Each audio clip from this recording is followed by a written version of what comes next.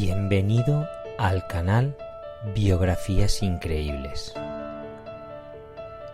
Hoy te presentamos Charles Lucky Luciano, el arquitecto invisible del crimen organizado. En la historia del crimen organizado del siglo XX existe una figura que más que un simple gángster fue un arquitecto silencioso del poder clandestino, un estratega que transformó las viejas tradiciones de la mafia en una maquinaria moderna capaz de operar como una corporación criminal internacional. Ese hombre fue Charles Lucky Luciano, nacido como Salvatore Lucania en una pequeña localidad minera de Sicilia a finales del siglo XIX. Un niño inmigrante que llegaría a convertirse en el cerebro detrás del mayor sistema criminal que jamás haya existido en los Estados Unidos. La historia de Luciano no es simplemente la de un delincuente que ascendió en el mundo del crimen, es, en muchos sentidos, la historia de cómo el crimen organizado evolucionó desde las bandas callejeras de inmigrantes hasta convertirse en una red sofisticada, con reglas, jerarquías y alianzas que recordaban más a un consejo corporativo que a una banda de pistoleros. Y paradójicamente, la leyenda de Luciano comienza no con violencia ni conspiraciones, sino con una travesía transatlántica. Un niño siciliano en el Lower East Side. Salvatore Lucania nació el 24 de noviembre del año 1897 en el pueblo siciliano de Lercara, Friuli, una región marcada por las minas de azufre y por una pobreza tan profunda que empujaba a miles de familias a emigrar hacia América con la esperanza de un futuro mejor. En 1906, cuando Salvatore tenía apenas 9 años, su familia abordó un barco rumbo a Nueva York, instalándose en el Lower East Side de Manhattan, un barrio donde convivían inmigrantes italianos, judíos e irlandeses y donde la pobreza y la violencia formaban parte de la vida cotidiana. Allí, el joven Salvatore descubrió rápidamente que las reglas de supervivencia eran distintas a las de Sicilia. En la escuela no tardó en desarrollar una reputación peculiar. No era el estudiante más aplicado, pero sí uno de los más astutos, según relatos posteriores. Salvatore había creado una especie de sistema de protección escolar, cobrando a otros niños unos centavos a cambio de defenderlos de los matones del barrio. En otras palabras, a los 10 años ya había inventado su primer negocio criminal. Este detalle, aparentemente trivial, revela algo importante. Luciano no era un simple delincuente impulsivo. Desde muy joven comprendía la lógica económica del poder. La escuela del crimen, la Five Points Gang. Durante la adolescencia, Salvatore Lucania comenzó a frecuentar los ambientes más peligrosos de Nueva York, donde terminó integrándose en la famosa Five Points Gang, una organización criminal juvenil que funcionaba casi como una academia del crimen para futuros mafiosos. Allí coincidió con figuras que años más tarde dominarían el submundo estadounidense, entre ellas al joven Al Capone y el futuro estratega financiero de la mafia Meyer Lansky. Este último encuentro sería decisivo. Mientras muchos mafiosos de origen siciliano se negaban a colaborar con criminales de otras etnias, Luciano tenía una visión mucho más pragmática. No le importaba si un socio era judío, irlandés o italiano. Lo único que le importaba era si podía generar dinero. Esa mentalidad, que en aquel momento resultaba casi revolucionaria dentro de la mafia tradicional, terminaría convirtiéndose en la base de su futura organización criminal. A los 19 años, Luciano ya había tenido su primer encuentro serio con la ley. Fue arrestado por vender heroína y pasó varios meses en prisión. Lejos de intimidarlo, aquella experiencia le enseñó algo que recordaría toda su vida. La prisión no era el final del juego, sino simplemente otra parte del tablero. El origen del apodo Lucky. El sobrenombre que haría famoso a Luciano surgió a partir de un episodio brutal ocurrido en 1929, un suceso que muchos historiadores consideran uno de los momentos más misteriosos de su vida. Una noche fue secuestrado por varios hombres que lo introdujeron en un automóvil y lo golpearon salvajemente, lo apuñalaron repetidamente con un picahielo y finalmente le cortaron la garganta antes de arrojar su cuerpo en una playa de States Island, convencidos de que estaba muerto. Contra toda lógica, Luciano sobrevivió.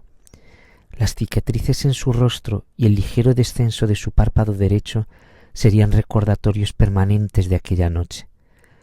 Desde entonces, sus compañeros comenzaron a llamarle Lucky, el afortunado.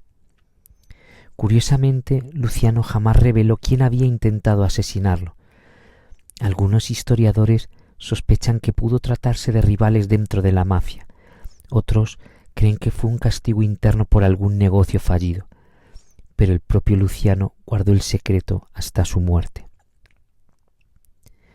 La guerra que cambió la mafia. A comienzos de la década de 1930, Nueva York estaba sumida en un conflicto brutal entre dos poderosos jefes mafiosos, Joey Masseria y Salvatore Maranzano. Este enfrentamiento, conocido como la Guerra de Castellamarese, amenazaba con destruir los negocios criminales de la ciudad. Luciano, que entonces trabajaba bajo las órdenes de Masseria, consideraba aquella guerra un desastre financiero. Para él, la violencia indiscriminada era mala para los negocios, así que decidió hacer algo impensable, traicionar a ambos bandos. En abril de 1931 organizó el asesinato de su propio jefe, Masseria, durante una comida en un restaurante de Coney Island. Meses después hizo exactamente lo mismo con Maranzano. Con ambas figuras eliminadas, Luciano reorganizó el crimen organizado como si estuviera rediseñando la estructura de una empresa. La comisión, el gobierno secreto de la mafia. Tras consolidar su poder, Luciano creó uno de los sistemas criminales más influyentes del siglo XX, la comisión. En lugar de un solo jefe de jefes, la mafia estadounidense pasaría a estar gobernada por un consejo formado por los líderes de varias familias criminales. Era, esencialmente, un consejo de administración del crimen. Este sistema redujo las guerras internas y permitió coordinar actividades como el contrabando de alcohol, el juego ilegal, la prostitución y el narcotráfico. La mafia dejaba de ser una colección de bandas violentas para convertirse en una organización empresarial clandestina. Muchos historiadores consideran que este fue el verdadero legado de Luciano, haber modernizado el crimen organizado. El imperio y la caída. Durante los años siguientes, Luciano acumuló una fortuna enorme gracias a una red de negocios ilícitos que incluía casinos clandestinos, tráfico de alcohol durante la ley seca y un vasto sistema de prostitución. Sin embargo, su éxito también atrajo la atención de un hombre dedicado a destruirlo, el fiscal Thomas Dewey. Dewey lanzó una investigación monumental que finalmente condujo al juicio de Luciano en 1936. Fue condenado a entre 30 y 50 años de prisión por dirigir una red de prostitución. Para muchos parecía el final de su imperio, pero Luciano aún tenía un último movimiento. El mafioso que ayudó a la Marina. Durante la Segunda Guerra Mundial, un misterioso acuerdo cambió el destino de Luciano. Después de que un gran barco militar explotara en el puerto de Nueva York, las autoridades estadounidenses temieron que espías nazis estuvieran infiltrándose en los muelles. La inteligencia naval sabía que los sindicatos portuarios estaban controlados por la mafia. Así que recurrieron a un aliado inesperado, Luciano, que seguía dirigiendo su imperio desde la cárcel. Gracias a su influencia, los mafiosos de los muelles comenzaron a colaborar con las autoridades, vigilando posibles saboteadores. El sabotaje desapareció. En 1946, el gobernador Dewey redujo su sentencia. Pero había una condición: Luciano debía abandonar Estados Unidos para siempre. Exilio, conspiraciones y últimos años. Luciano fue deportado a Italia en 1946. Sin embargo, su influencia no terminó allí. Durante un tiempo se trasladó a La Habana, donde intentó organizar el crimen internacional junto a sus antiguos aliados.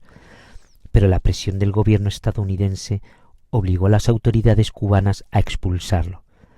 Finalmente se instaló en Nápoles, desde donde continuó participando en operaciones de narcotráfico que conectaban Europa y Estados Unidos. En sus últimos años vivía con una discreción sorprendente. Testigos de la época lo describían como un hombre elegante, tranquilo y extremadamente educado, que pasaba largas horas en cafés conversando con marineros y soldados estadounidenses. Una muerte casi cinematográfica. La muerte de Luciano fue tan extraña como su vida. El 26 de enero de 1962 acudió al aeropuerto de Nápoles para reunirse con un productor de cine que quería rodar una película sobre su vida. Según informes posteriores, la policía italiana estaba vigilándole porque sospechaba que seguía involucrado en el tráfico de drogas. Pero Luciano nunca llegó a abandonar el aeropuerto. Mientras caminaba por la terminal, sufrió un ataque cardíaco fulminante y murió en el acto. Irónicamente, el hombre que había sobrevivido a guerras mafiosas, conspiraciones y múltiples intentos de asesinato terminó muriendo de forma natural. El legado del arquitecto del crimen. Hoy, más de medio siglo después de su muerte, la figura de Lucky Luciano sigue siendo objeto de fascinación. Para algunos fue un criminal despiadado, para otros un genio organizador que entendió antes que nadie cómo funcionaban las redes de poder en el mundo moderno. Pero hay algo en el que casi todos los historiadores coinciden. Sin Luciano, la mafia estadounidense jamás habría alcanzado el nivel de organización y poder que tuvo durante el siglo XX. El niño siciliano que llegó a Nueva York sin nada terminó creando un sistema criminal que sobreviviría décadas después de su muerte. Un sistema invisible, silencioso y extremadamente eficaz.